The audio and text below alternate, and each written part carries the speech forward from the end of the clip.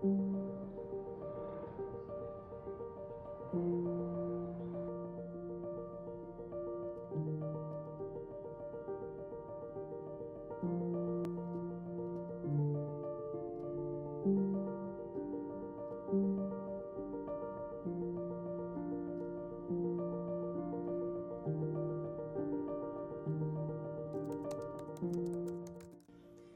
as you can see, I'm at a different location today.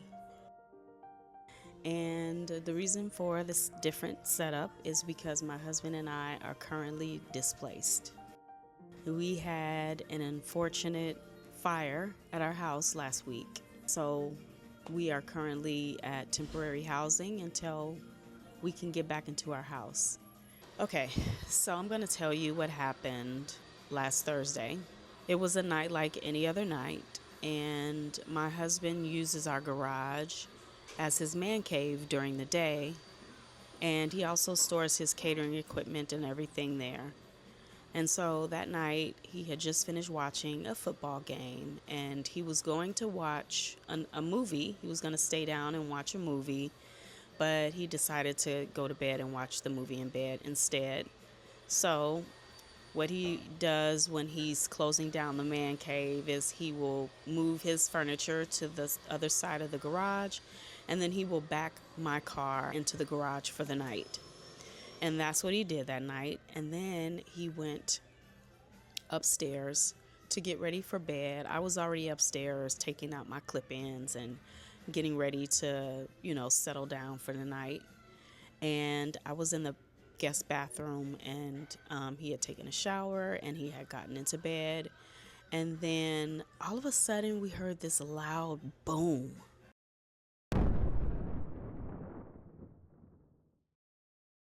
And I thought maybe he had dropped something downstairs.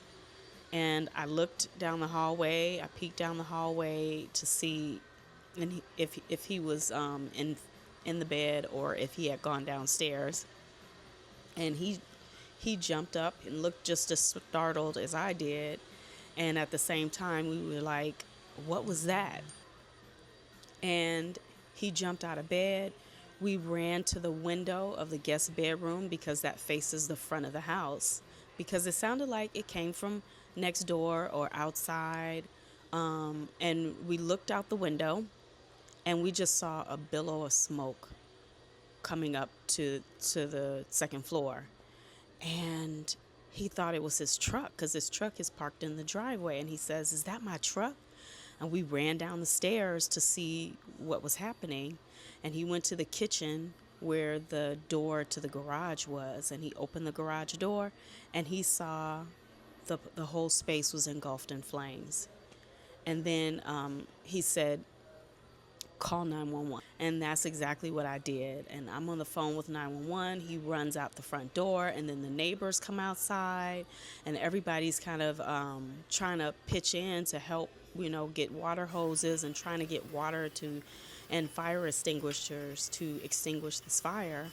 And the garage wouldn't open, so it had buckled. It speak from the fire. So there was a little opening at the bottom of the garage, and that's where they were trying to get the water in. And I'm on the phone with 911, and it seemed like it took them forever to get there. And I know that just, in the moment, in the panic, it seemed like it took a long time, but it really only took them about 7 or 8 minutes to get there.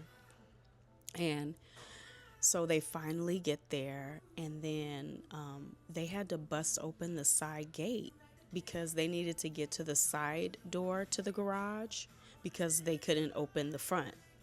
So they broke the side gate because it had a lock on it. And when they did that, our puppy, she bolted out the gate. Oh my God, she just took off running.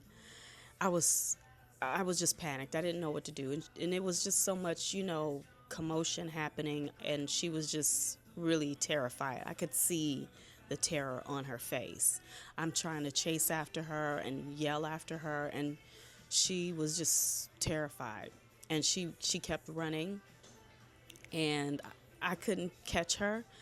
And it was, so much happening at the house. There were sirens and lights and lots of people standing around and the smoke, and it was just a lot going on. And so she just ran, and I couldn't catch her. And so I had to focus my attention on what was happening at the house. I did go look for her. I combed the neighborhood yelling for her, and she I couldn't find her. She wouldn't come back. And so we finally, the fire department was able to extinguish the fire, but the house was filled with smoke. My stepdaughter and stepson, they came over to help us, and we had to pack up stuff so we can leave the house. It also, when the explosion happened, it broke a gas line and it broke a water line. So they had to come out and turn off the water, turn off the gas, turn off the electric. Everything was off. So we couldn't stay there, obviously. So we had to go find a hotel for the night. So we were packing. I was packing. He was downstairs still dealing with the fire department, and I was trying to pack some clothes for us. And I was telling my stepdaughter about what happened with the puppy.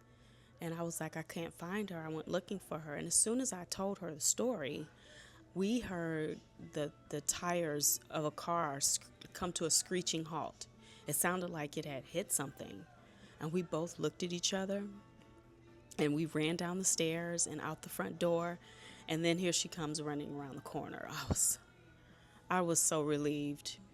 I just want to say that even though this was a really traumatic experience and really scary experience, I have a lot to be grateful for today because, for one, I'm so grateful that my husband decided to watch the movie in bed that night, because he could have been down there in the garage when that explosion happened.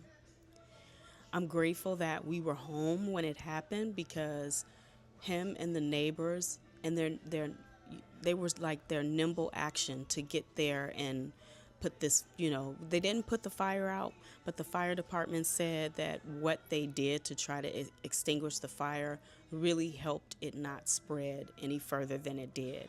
I'm grateful that it was just confined to the garage, because it could have been a lot worse. I'm grateful that we were not asleep when it happened. I'm grateful for really good insurance. I mean, there's so much to be grateful for in this moment, but I'm grateful that we didn't lose any precious photographs, that we didn't lose any important paperwork. And, it's everything that was in that garage is replaceable. I don't have a car right now, and that's fine. We have a car, we're able to get around and stuff until I'm able to get another car. But I'm just really grateful that it's not as bad as it could have been. It's so weird because we've been watching the news and seeing all of the wildfires in Los Angeles, and those people have lost so much. And my heart really just goes out to them. I know how scary it is, or how scary it can be. I'm just sending prayers out for these people. There's just a lot of moving parts right now, trying to get into this temporary housing and gonna be in a different space for the next 3 months. So there's that. And I just wanted to share my story and just let you guys know where I'm at.